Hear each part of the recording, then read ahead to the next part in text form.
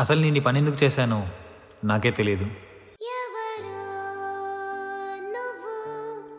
Highway మీద వెళ్తుంటే ఒంటరిగా ఆకలితో ఏడుస్తూ కనిపించింది. అందరిలా చూసి వెళ్ళిపోకుండా అక్కడ ఎందుకు ఆగానో నాకే తెలియదు. నా కళ్ళ ముందే ఒక వెహికల్ కింద పడిపోయేది. ఎందుకో ఈ హైవే కన్నా ఏదైనా సేఫ్ ప్లేస్కి తీసుకెళ్ళి వదిలేస్తే మంచిది అనిపించింది. ఏమాత్రం ఆలోచించకుండా దాన్ని తీసుకొని ఒక సేఫ్ ప్లేస్ చూడడం స్టార్ట్ చేశా. వెళ్లే దారిలో చాలా ప్లేసెస్ కనిపించాయి. టీ టైం అని, స్నాక్స్ కోసం అని కొన్ని షాప్స్ ఉంటాయి కదా.